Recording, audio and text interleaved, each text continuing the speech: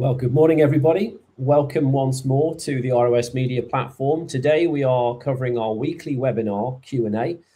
So you've visited the webinar on Saturday, 30th of May. You've had questions. As always, we've collated those questions together and we're going to answer them for you today on the session. If you're joining us live on socials, welcome as well. If you don't know who I am, or don't know who this other gentleman is, then my name's Andy. I'm the head of the Republic of Old Souls media platform here. I'm joined with my good friend Ian Clifford, who is our founder and our president of the Republic of Old Souls Nation. He's also responsible for all of the protocols that we have, including our flagship, which is the Monopoly Game Changer protocol. But let me ask you this, or let me just say this. If you've spent your life believing that you're a debtor, constantly chasing capital through the hard work and labor that you put in, to pay off loans, mortgages, credit cards, I need you to pause for a second because you're playing a game that you were set up to lose. Winning this financial game requires that you have a number of things in place. And Saturday, we covered something really pivotal to that, which is the foreign grantor trust, a 98 series foreign grantor trust, and why that is so instrumental in the protocols that we have here, but also in your ability to achieve real true financial freedom for you and your family. I think just for the basis of the audience, Ian, let's start with just the historical baseline, because you often talk about the transformation of House Joint Resolution 192, 1933, and how that really changed how money works. So maybe you could speak to that. How does that House Joint Resolution 192 change the way that we view money, how it actually works, and how does registering a birth certificate place an individual into this debtor trap that you speak of? Yeah, well, I refer to it as a modern slavery system, and it's very sophisticated in how it operates. We used to have money of substance. So over 100 years ago, there was gold and silver coins. There was physical gold backing the money, and the banks had to match the amount of gold they had in reserve to the amount of notes they put out into the economy for commerce.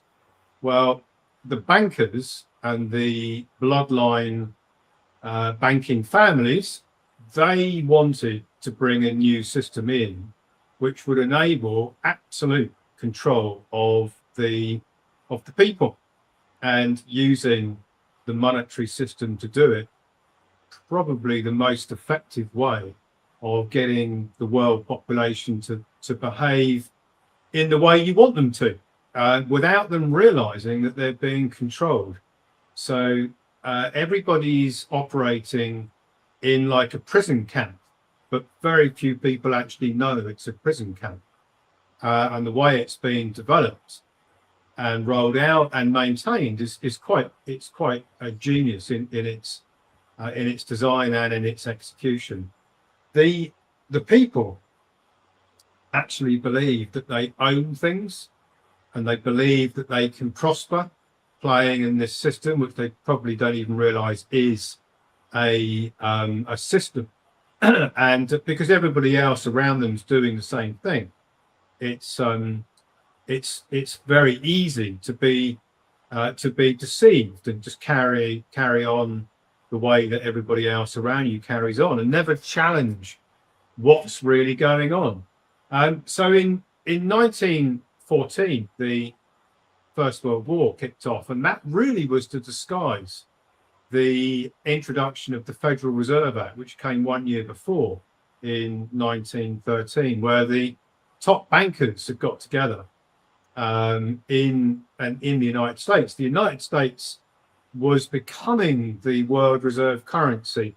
The British pound was disappearing as a world reserve currency, having been, the dominant worldwide force for many years. The empire, the British Empire was starting to fail, and the American empire was rising.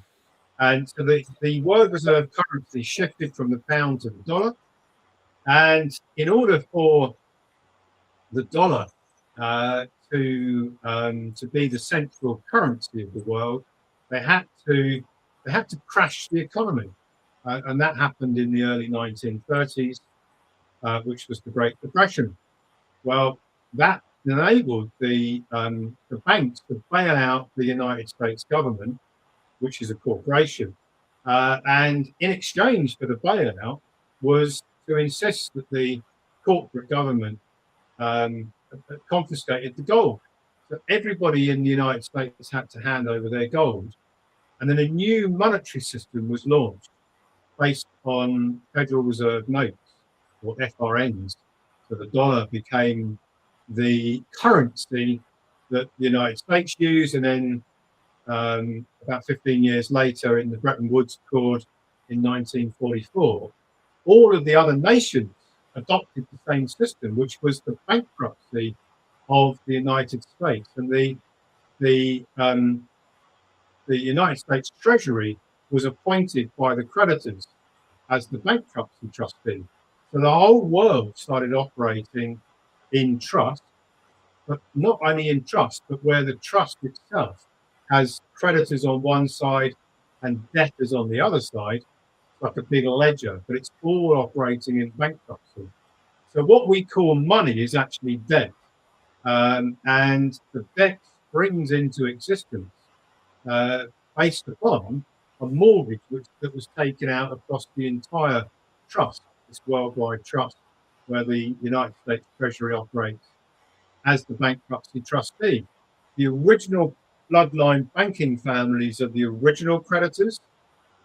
Everything within this bankruptcy is artificial. So all the citizens are artificial. That's the birth certificate constructs.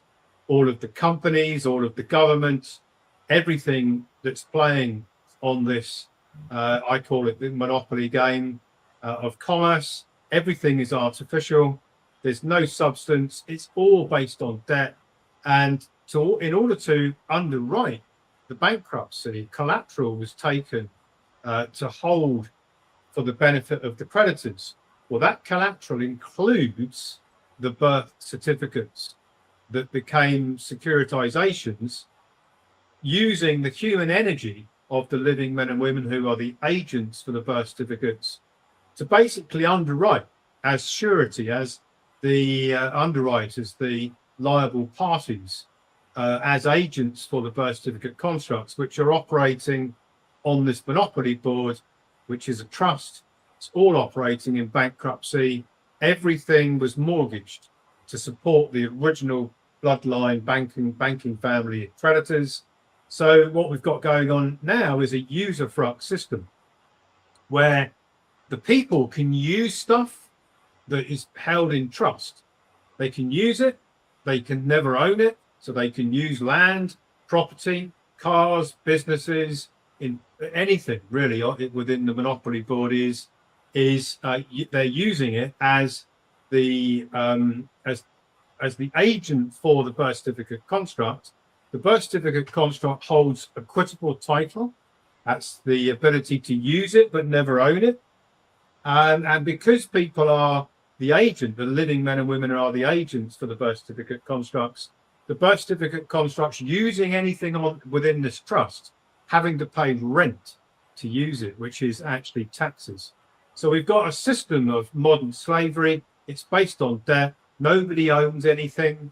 The original creditors have got the legal title to everything. That's land, property, infrastructure, anything that operates in this game of commerce. It looks like there's money, but there's not. There's just ledgers, and they're all based on debt. So the whole world is floating on enormous debt. People think that they're prosperous, but actually all they have is digits, and those digits are negative. They're negative value. They should all have a minus sign in front of them. So there's no way of paying anything. There's no way of owning anything. And the only way you can carry on playing the game is to go out and work, or go out and create things and run businesses, or get a job, or whatever it is that you're doing to effectively get further into debt. And that's how the whole system works. Okay, so in terms of, so that people can understand this a little bit more clearly, and just to be clear for you guys, I got off on the wrong footing at the very beginning. Okay, this is not our webinar Q&A. This is our preview for this coming Saturday's webinar, which is going to be on the 6th of June with Ian and myself.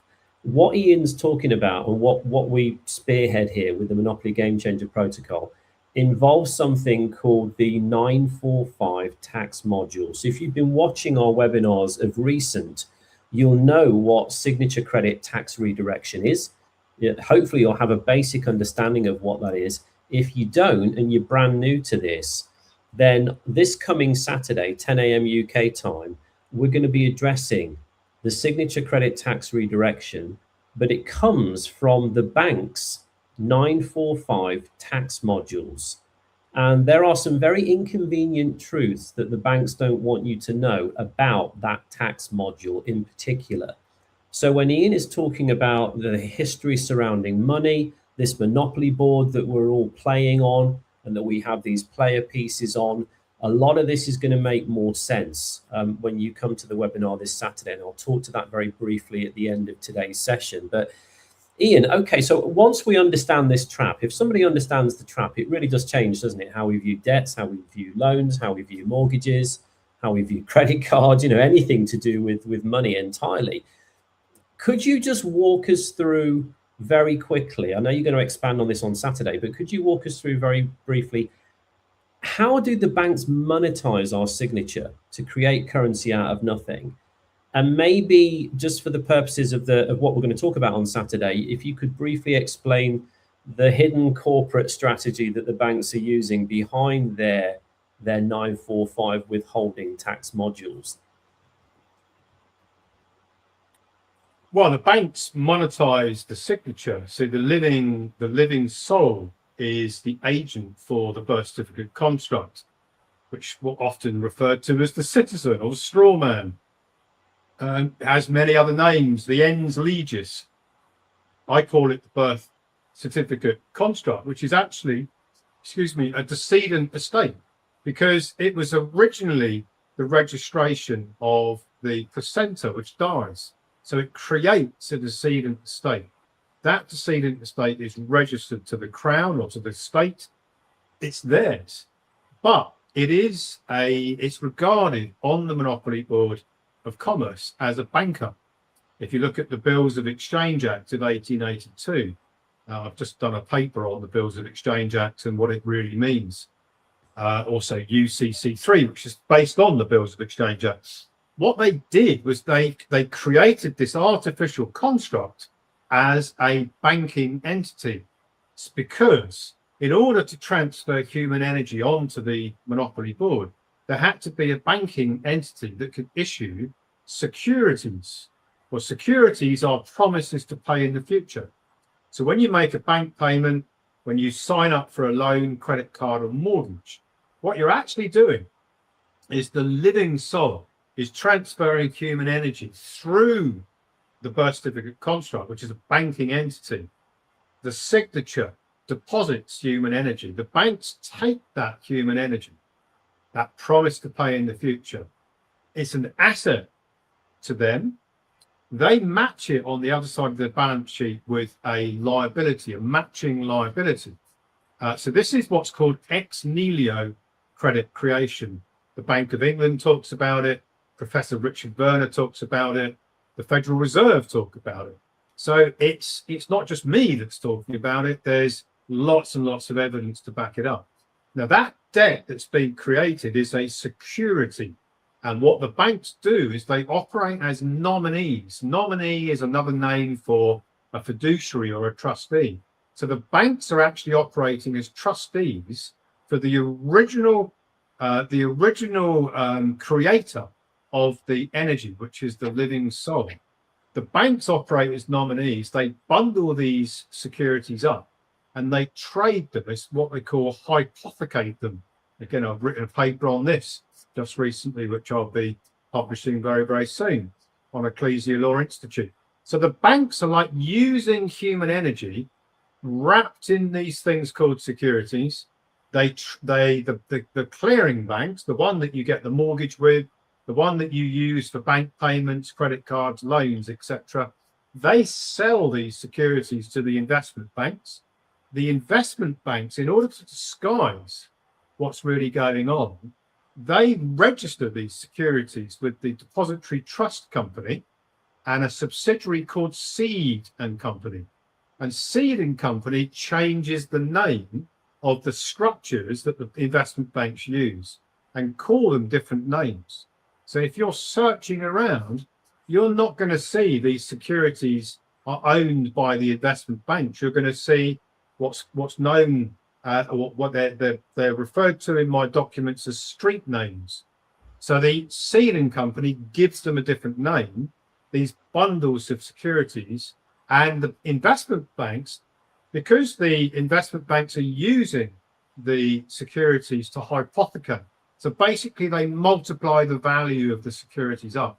They use them as collateral to expand the money supply to create more profit for the investment banks.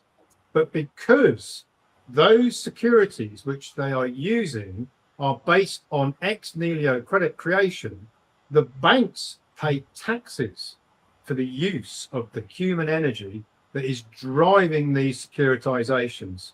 And that is what they are paying taxes on, the 945 tax modules. That human energy, which is taxed under the 1099 OID calculation, which is a future value discounted to a current value, which determines the tax that the investment bank should be paying for the use of the human energy, but they vastly underfund their 945 tax module payments because they don't believe that anyone's going to figure out what they're doing with these 945 tax modules, and very few people are going to know how to redirect the taxes that belong to them as creditors. So they vastly underfund these 945 ledgers.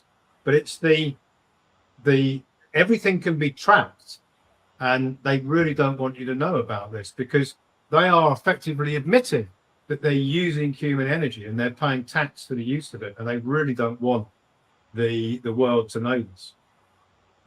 Wow, I mean, I remember when I first found out about this, I got quite angry. I'm not going to lie, and we've spoken about that before. But again, thinking on the lines of maybe somebody who's listening to this for the very first time, if you're sitting there thinking, so you're telling me that over the lifetime of me taking out loans, credit cards, mortgages, whatever it may be, and then just pushing money into the system through my general day-to-day expenditure, I'm owed taxes back from all the investment banks for the use of my credit energy.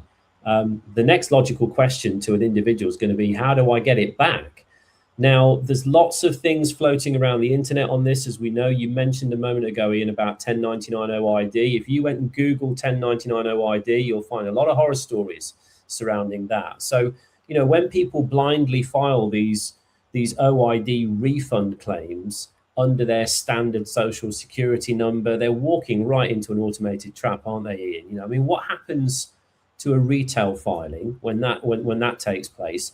And then how does your 98 series international grantor trust protocol, using that, how does that create that firewall for an individual?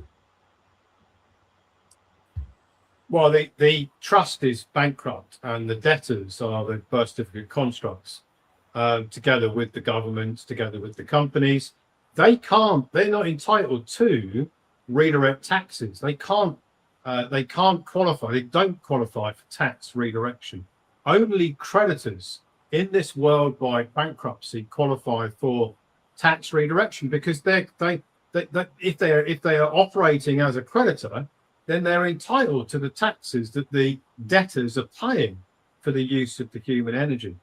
So the way that the Clifford Protocol works is it creates a creditor entity, which is an international trust separate from the birth certificate constructs, which are all debtors, and it can then legitimately take up something called holder in due course.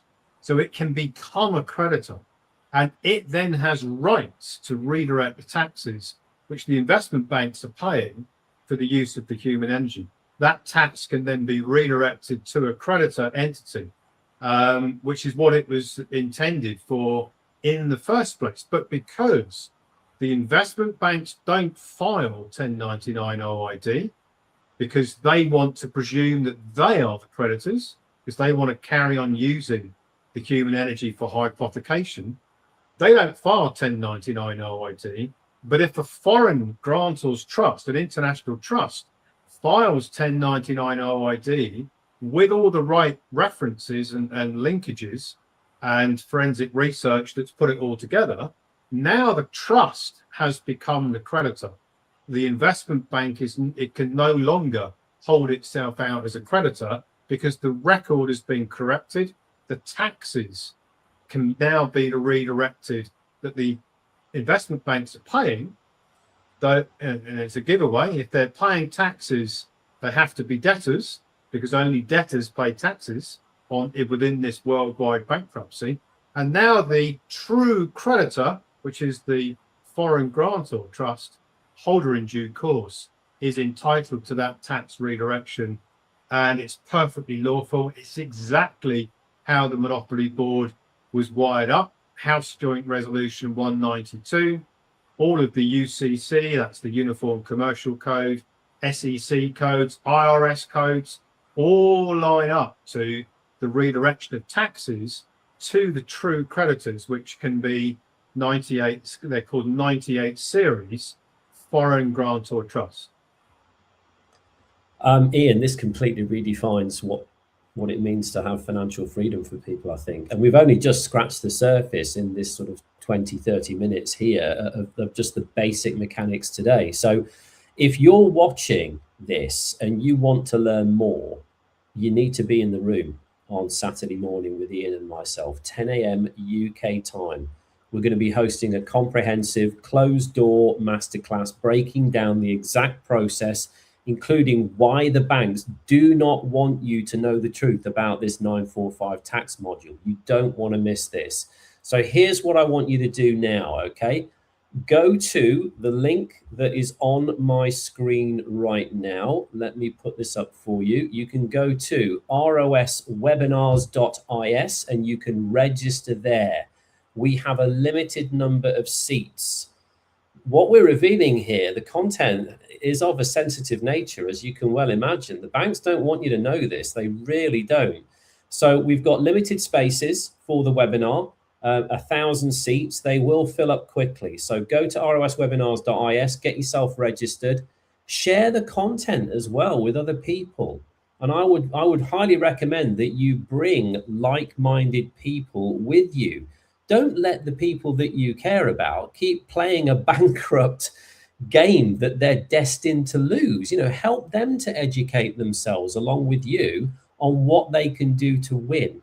And we will see you there, 10 a.m. sharp, Saturday, June the 6th, UK time, for the webinar. And the title of that webinar, let me read that out to you one more time. It is Signature Credit Tax Redirection from Banks' 945 Tax Modules, the inconvenient truths that the banks don't want you to know. We'll see you on Saturday morning. Bye for now.